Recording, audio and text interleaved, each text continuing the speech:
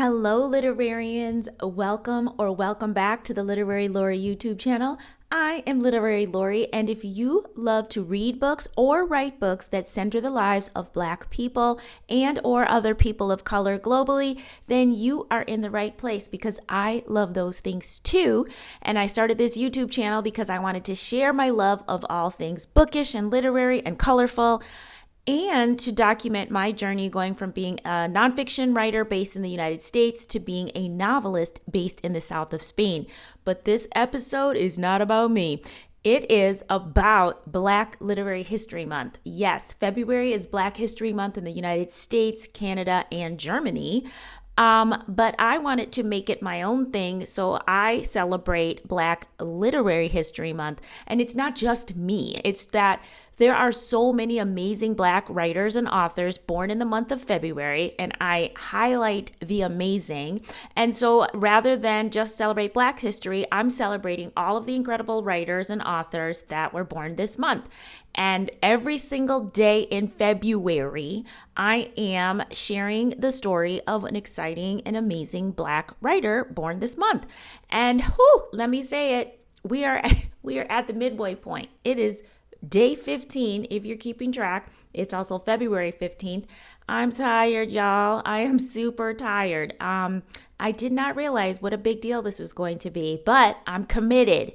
I mean, the people who I'm talking about are so inspiring. These writers and authors have done things, committed to things far more harrowing than posting on YouTube every day for 28 days. So I'm going to do it, but I'm tired. I'm happy, but I'm tired. So anyway, I appreciate anybody who's actually been here and is watching and listening and leaving comments, because it's keeping me going, knowing that people are actually listening and learning. So let's learn today about the incredible Beverly Jenkins. Okay, so some of you may or may not know Beverly Jenkins. I think she has some super fans, and then she might have people who don't know her because she writes romance. And people who read romance, again, are like fans for life. But if you don't read romance, you might not have heard of some of these incredibly popular romance writers, which says something about the literary world, but we'll save that for another day because today it's all about Beverly Jenkins. So Beverly Jenkins is a recipient of the 2017 Romance Writers of America Nora Roberts Lifetime Achievement Award. She also has won the 2016 Romantic Times Reviewer's Choice Award for historical romance. She's also a fierce advocate for inclusivity in romance books, and she herself has written, and listen, I just started counting. I lost track after 50. Okay.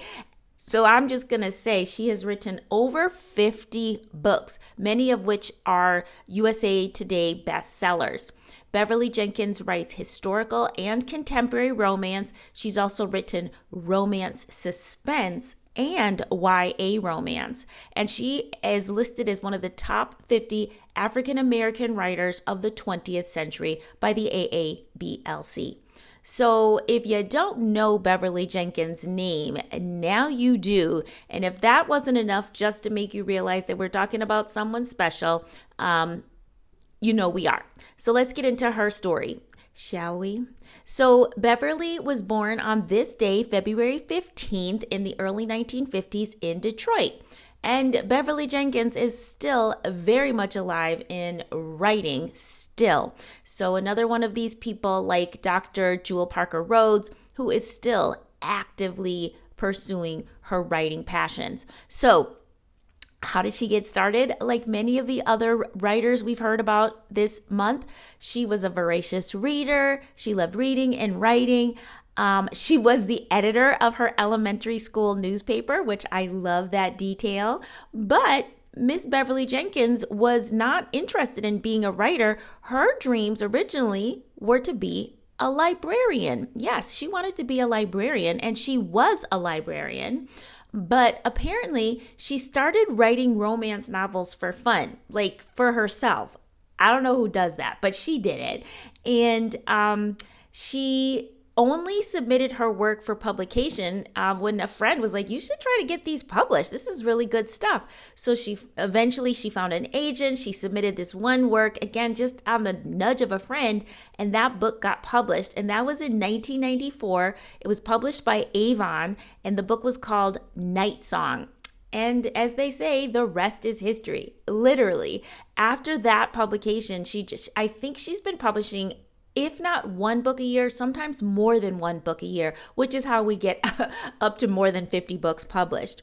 So Beverly Jenkins has created a career for herself writing both contemporary and historical romance, but she's most well known for her historical romance novels that center Black people, which is incredible, right? As a former romance reader, I went through a period in my early 20s and even younger than that, and I loved historical romance, but I never saw anybody who looked like me in a romance novel, especially a historical romance novel. But Beverly Jenkins, all of her romances feature Black people, men and women.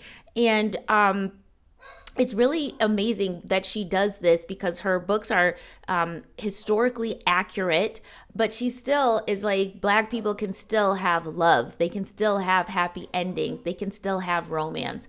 And like I said, she's been a fierce advocate for more inclusivity, more people of color to see themselves in the romance genre. All right. So, so that is what I think is incredible about Beverly Jenkins, but you don't have to just take my word for it.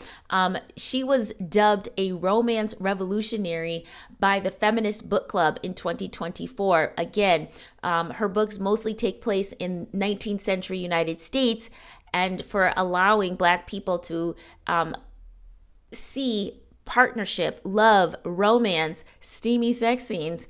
That is something that, again, people who love romance, they want to see people who look like them, and it makes a difference. And Beverly Jenkins has, I don't want to say single-handedly, because there's other people who write romance with people of color, but historical romance, I feel like, is a trailblazer and has, again, continued to produce new works, all keeping in mind the historical accuracy and the happy endings for Black love.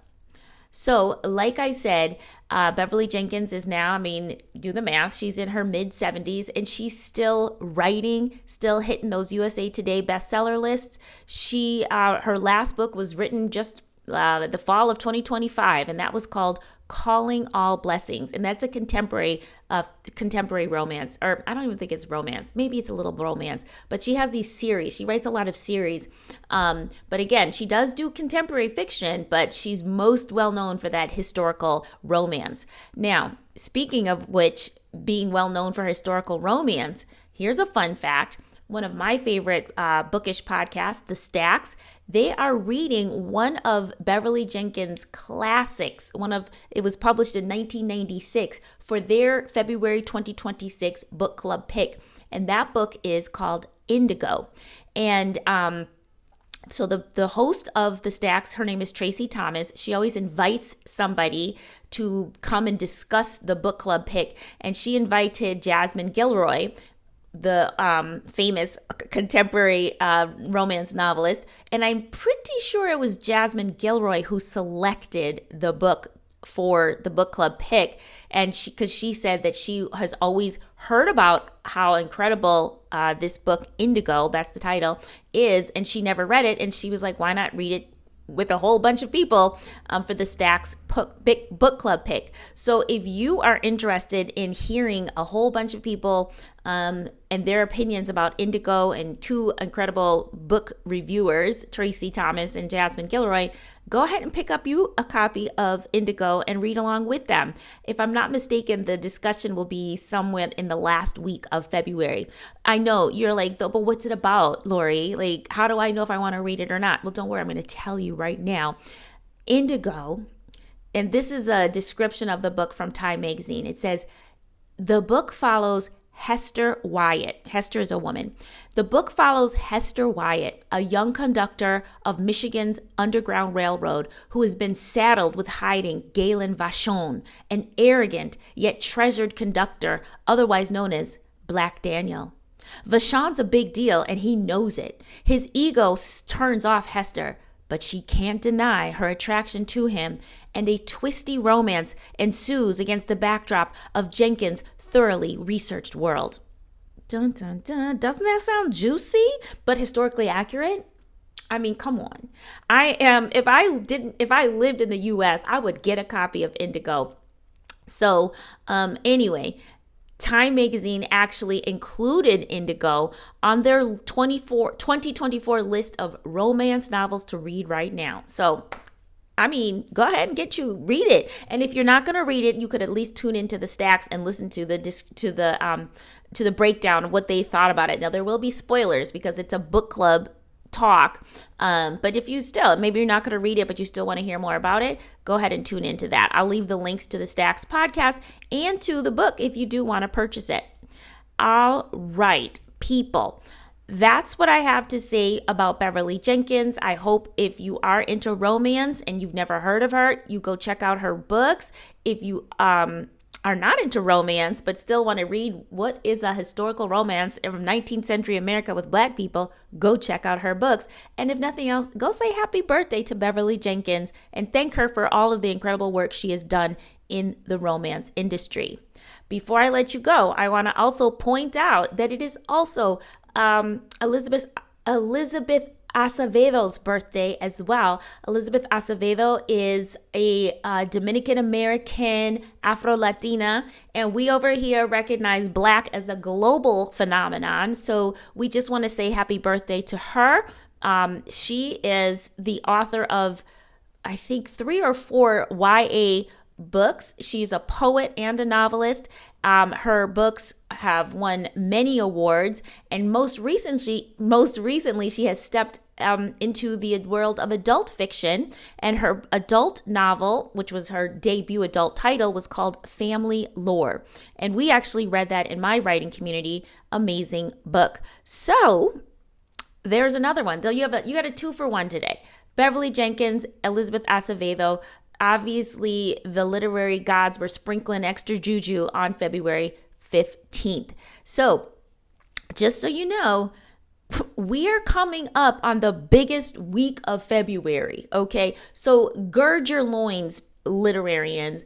Be ready. Next week, we are going to be talking about Toni Morrison, Audre Lorde, Elizabeth Nunez, just for starters, okay? It's a crazy week. I don't know what was happening in the 3rd week of February when they were giving out extra credit for who were going to be literary heroes, but it all happens next week. So stay tuned. Better yet, just subscribe so you'll be the first to know when the episodes come out.